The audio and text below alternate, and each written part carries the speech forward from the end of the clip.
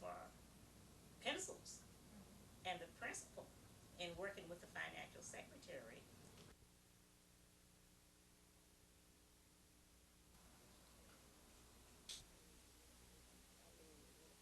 I've been in administration for 13 years. This is my first experience with anything like this.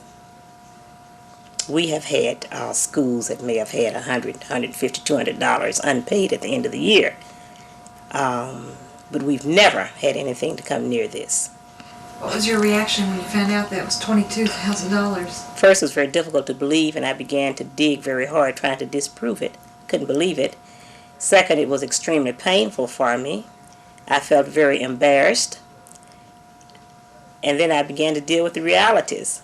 And I said, this is real. And so my next move was to ask the ex-principal to come in and explain the bills to me.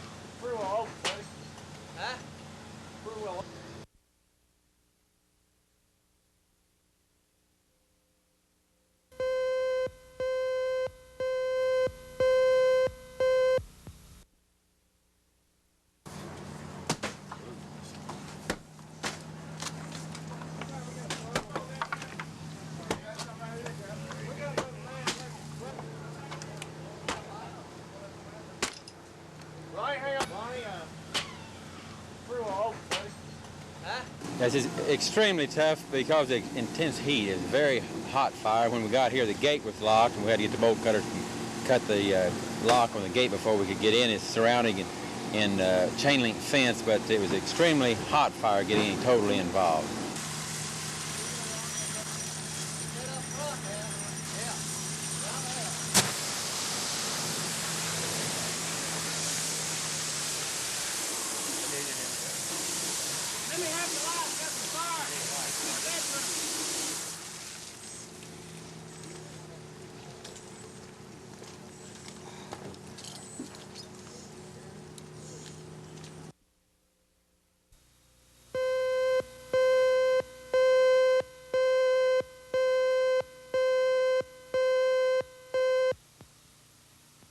But all I can tell you is what these people have told me.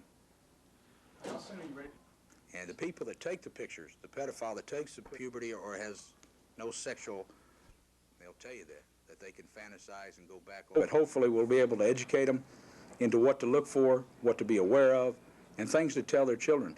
And I think mainly the thing for people to do is just to tell their children at least once a day that they love them. There's nothing wrong with that. And let the child know that they're sincere about it. Just tell them they love them. And we got a lot of problems where people don't do that.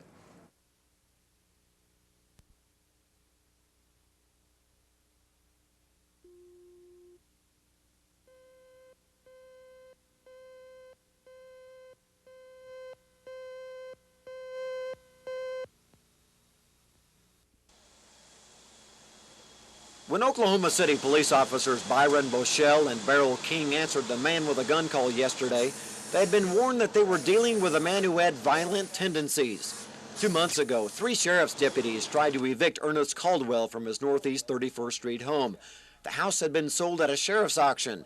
The deputies say that Caldwell pulled a hook blade knife on them. The deputies drew their revolvers. Caldwell dropped the knife and left the house peacefully. He was not arrested. Both before and after that incident, city police officers had answered disturbance calls at Caldwell's house. Homicide detectives will include details of Caldwell's past in their report to a police firearms review board. That report is expected sometime next week.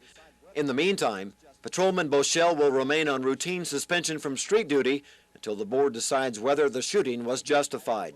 Scott Wallace, Action 4, Northeast Oklahoma City.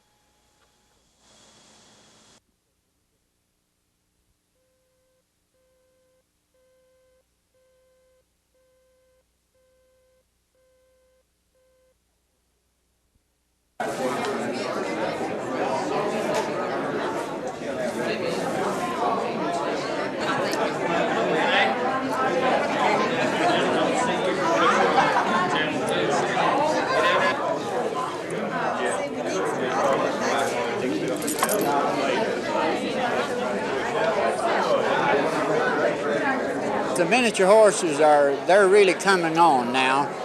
One thing about it, you can have these little horses in a small area, and you can have 3 or 4 or 5 of these little horses where you could only have one full-size horse.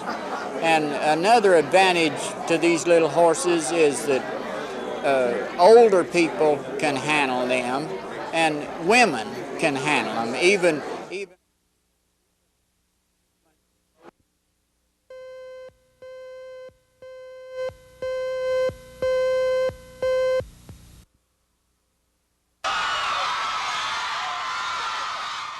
Oklahoma high school football gets underway in the next few weeks. But before the tackles and touchdowns comes practice and physical exams. Today, athletes at Piedmont City West and other schools across the state underwent checkups. But the exams for players at Piedmont West were more comprehensive than in the past. The boys were examined by physical therapists. That's something new for high school football teams, but the test of stretching, twisting, and bending could make a big difference. We try to find some increased mobility or flexibility, or see something, say a hip higher than the other, or malalignment of the back or the neck, or some tightness that shouldn't be there. We could pick up a injury, or we could pick up a weakness that, say the athlete fractured an ankle, or he injured his knee the season before, and there was still some weakness there that would prevent him from being re-injured. Landis says more schools are choosing tougher screening methods for their athletes in order to promote a safe and winning season. Debbie Mash, Action 4 at Piedmont City West High School.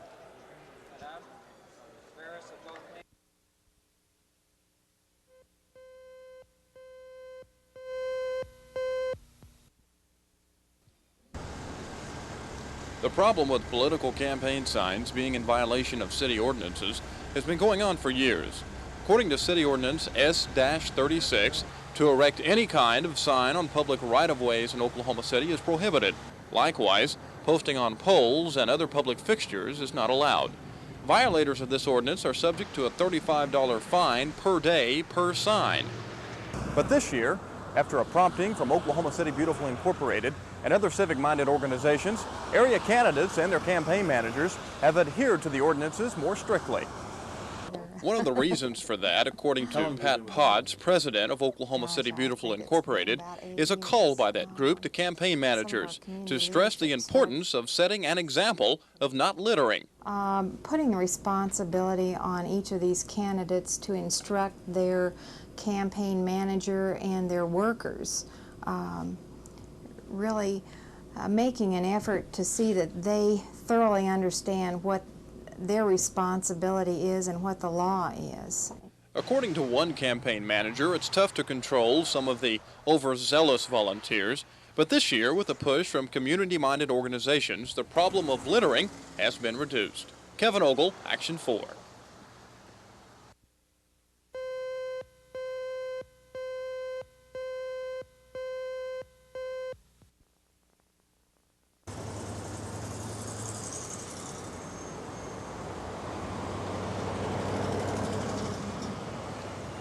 Since the accident does involve an Oklahoma City police car, the investigative information will be presented to the Departmental Accident Review Board for their review and consideration, and they will be charged with the responsibilities of determining if any departmental policies or city ordinances were violated as they relate to that accident.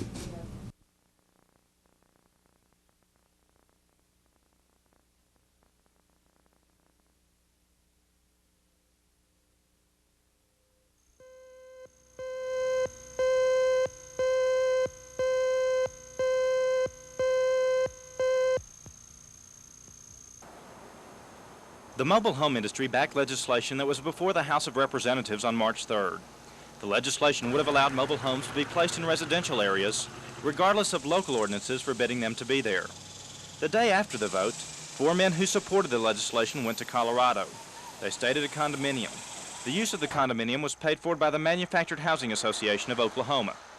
The 4 men are House Speaker Dan Draper of Stillwater, Representative Joe Fitzgibbon of Miami, Representative Jim Freed of Oklahoma City, and Representative Mick Thompson of Poto. Thompson told Action 4 in a telephone interview that no one on the trip knew the association was paying for the condo. He says the whole thing has been blown out of proportion. I take full responsibility for not making sure that my clients were better informed. A lobbyist for the mobile home industry who was on the trip agreed with Thompson. In a prepared statement, M.L. Collins apologized to his client, the Manufactured Housing Association, and emphasized that no member of the legislature has done anything improper.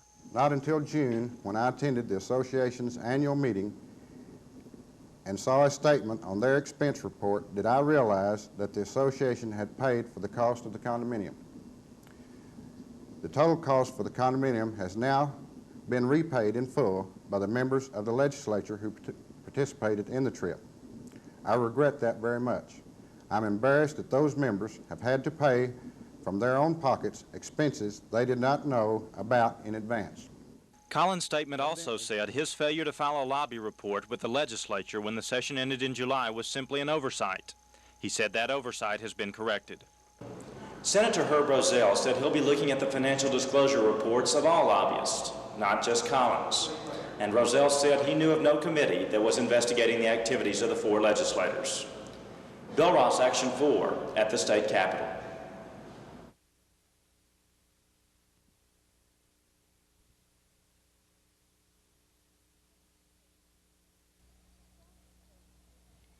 Charles Randall and his 2 sons, Charlie and Kevin, were discovered dead in the living room of their Piedmont home around 10 this morning. They were found by an 11-year-old boy who had spent the night at the house. There was another child there that was a friend of one of the boys. He was spending the weekend with them. This morning he woke up to the sound of the phone and discovered the bodies in the front room of the house. He left and called the authorities. Authorities from surrounding counties spent the day searching the house and neighborhood for any leads to the motive. Reports have been released that they've now confirmed the triple shooting to be a homicide-suicide, but the OSBI says those reports of confirmation are false, although the possibility hasn't been ruled out. The medical examiner's report will make the final determination of death, and those reports won't be in for several days. A gun was found in the room near the bodies, but it hasn't been determined whether or not it's the murder weapon. Randall's wife and the mother of the 2 sons was not at the house overnight or in the morning hours. She was later located in Piedmont and questioned. Local officials have indicated the couple had an argument and her husband left her in town. Whether or not that argument had anything to do with the triple shooting has not been determined. Sherry Sellers, Action 4 in Piedmont.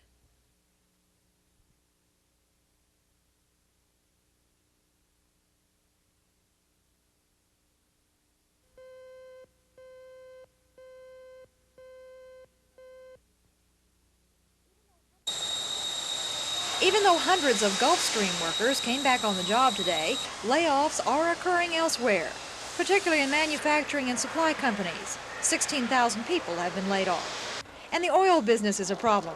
The oil boom has bottomed out, and that has contributed greatly to Oklahoma's rising unemployment rate. A true barometer of the unemployment picture is the number of unemployment claims filed.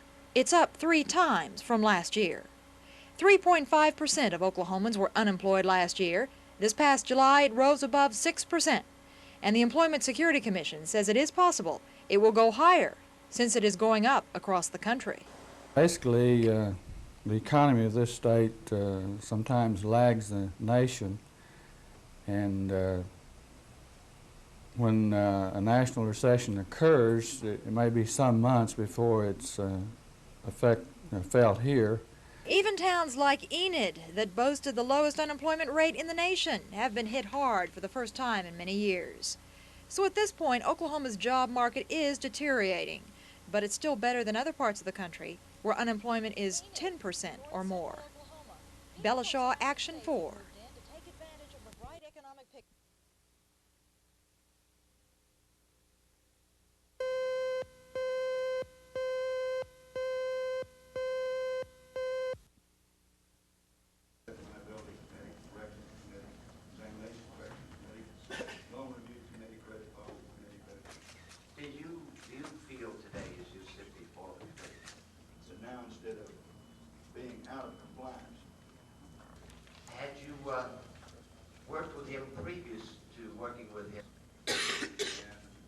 Do you have a sworn statement that you wish to present to the committee? No, I request that Pursuant to who? pursuant to the rules that I was... You now have counsel. I do, sir. Right. Could we have your counsel consult with committee counsel?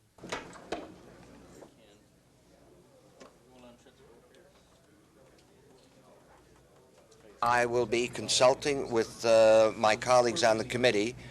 As you probably heard, one needs a majority of the committee to go public, and until such time, I, under the House rules, constrained not to comment any further on that.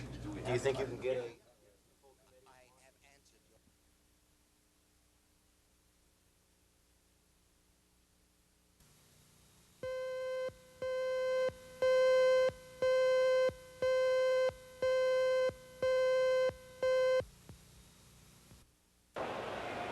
For now, the bull seems to be winning the brawl on Wall Street. Tuesday's skyrocketing volume and stock prices and today's enormous trading have been record-breaking. Today, the market closed down 1.8, but traded a record 134 million shares. Local brokerage houses were inundated with buyers and sellers. In this case, what's good for Wall Street is good for Main Street America.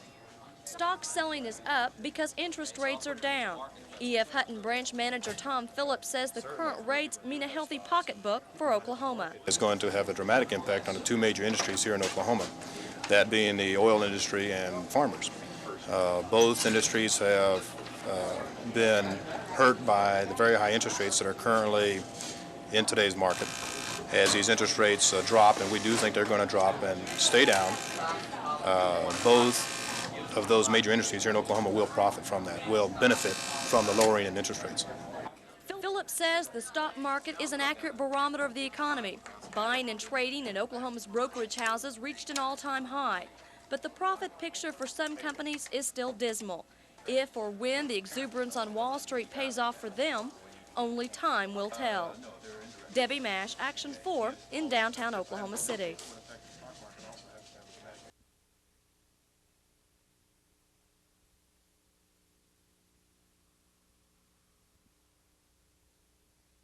Newsday.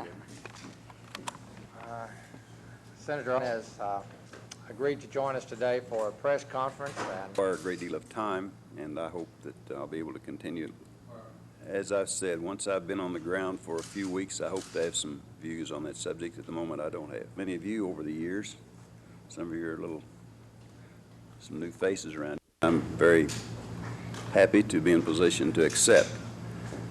I've had some matters to work out before I could accept the offer, primarily in the business area. I'm on various boards of directors, some of which have had prohibitions against state employees serving in that capacity, and it's taken waivers by the legal authorities in those companies to make this possible. Those have now been obtained, and so long as I'm in the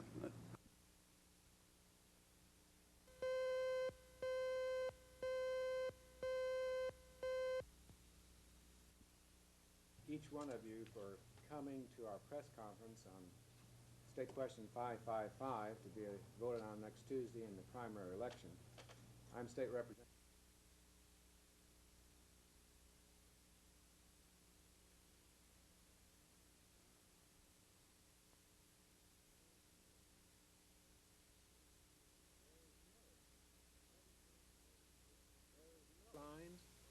Things like that.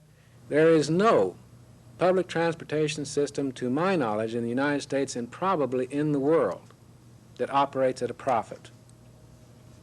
You got to decide, if you want public transportation, it's going to have to be subsidized. So it's totally unrealistic to be saying that, well, you're going to bail out this outfit or you're going to bail out that outfit. If you want it, you got to pay for it.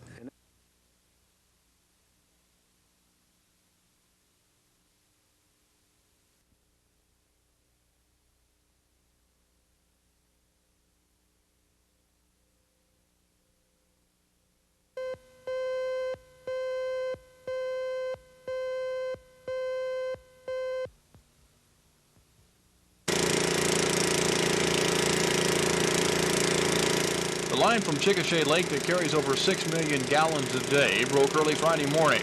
The break has left 30,000 people in the Chickasha area without water.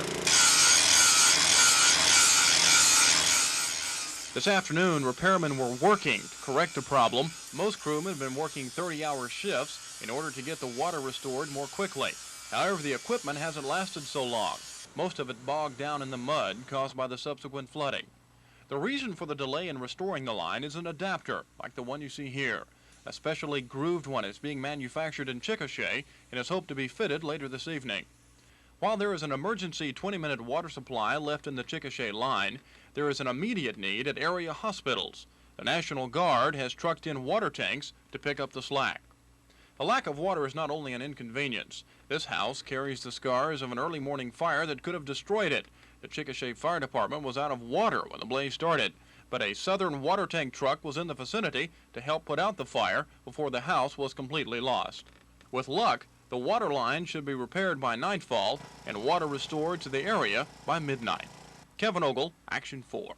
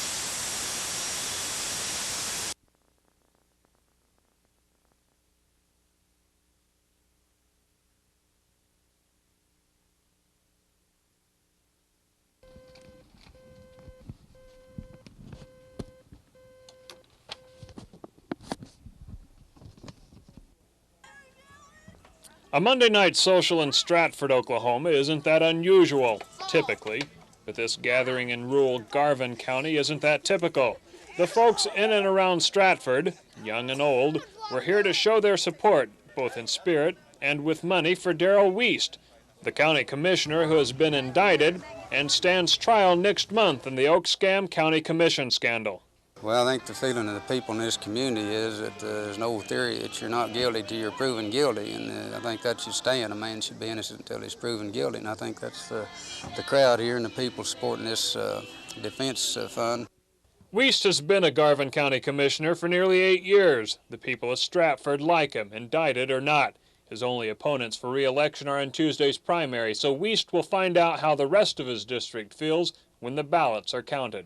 You know, when I was elected 7.5 years ago, I thought that was a great feeling, but tonight it makes me feel a lot better because people took time and money out of their pocket to come out here. And a defense cost more than a song. One man here donated $500 to the Darrell Wiest Defense Fund. These people say Wiest has helped them when they needed it, and they want to return the favor by helping him. Charles Schnitzer, Action 4, Stratford, Oklahoma.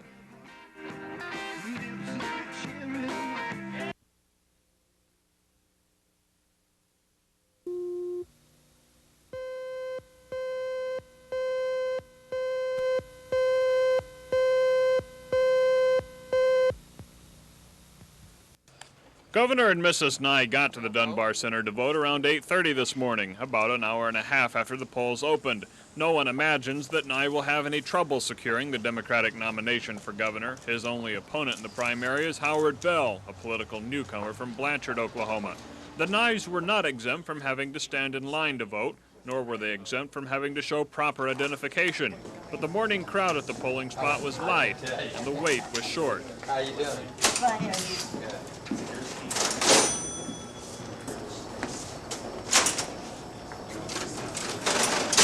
There were a lot of names and issues on the ballot, though, and the decision-making took a little longer. Mrs. Nye says she couldn't find the state questions on the ballot, but could she have been trying to decide if 28 years of state service were enough? No, I wasn't trying to make up my mind to that. I was just trying to make him sweat a little bit. Charles Schnitzer, Action 4.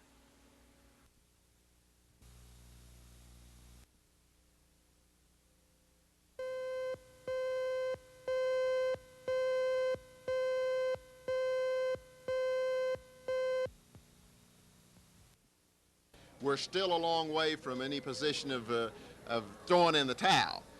We're not running as well in Oklahoma County as we had hoped, and we're not running as well in Garfield County as we had hoped. But we are hopeful that as other precincts come in that we're going to bring this up from behind and still win this election.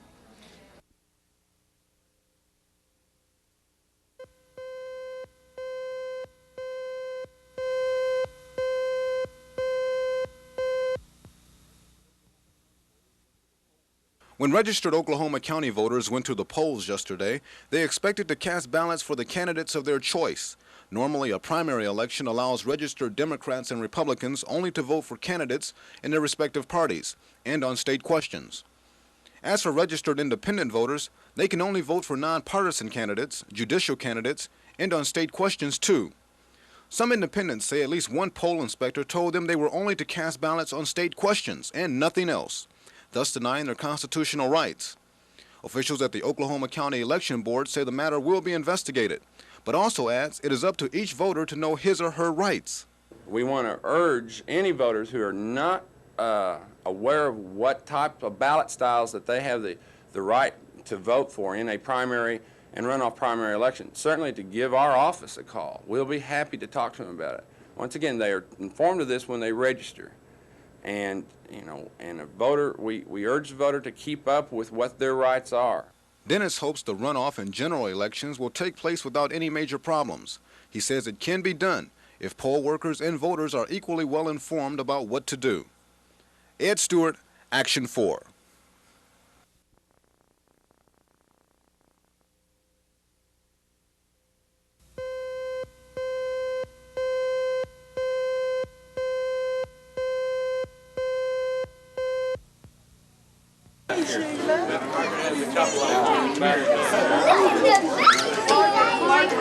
It's never going to work. You can't see her.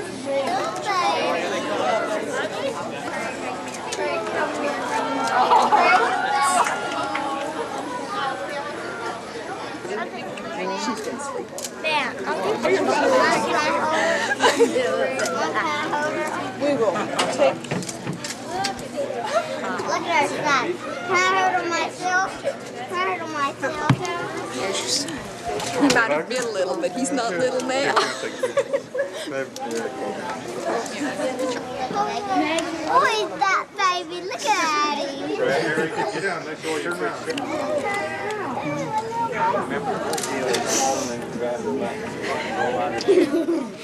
You want to give her a kiss? Mom, what's on her arm? I don't know, just a red bone. I got you mosquito bone. My little bracelet.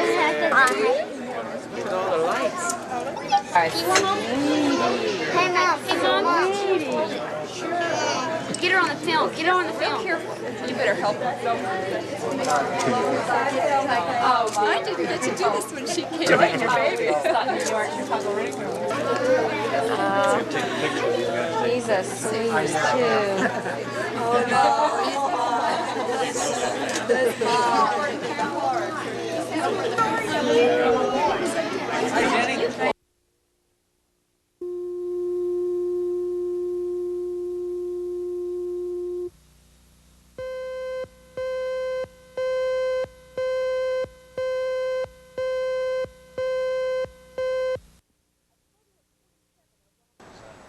A total of 27 Oklahoma City firefighters will help test the new fire helmets, coats, pants, and gloves. The test clothing and equipment is made of new, lighter materials and is subtly different in design from its traditional counterpart. But the idea behind the new clothing is safety, not style. The coats and pants feature bold, reflective stripping. Wrist protectors are sewn in each arm of the jackets, and the helmets have wider eye shields.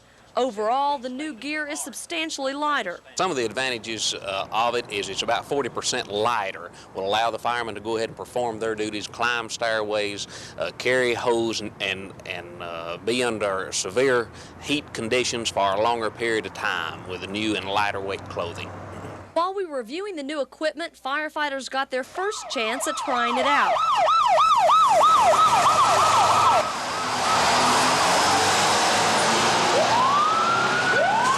They responded to a downtown fire in the Century Theater building. No one was in the building at the time of the fire. The old theater is now being used for storage. Firemen pulled burning furniture from the entryway where the fire began. No cause or official damage estimate has been made, but firemen got their first opinion about the new equipment they'll be wearing for another year. Debbie Mash, Action 4 in downtown Oklahoma City.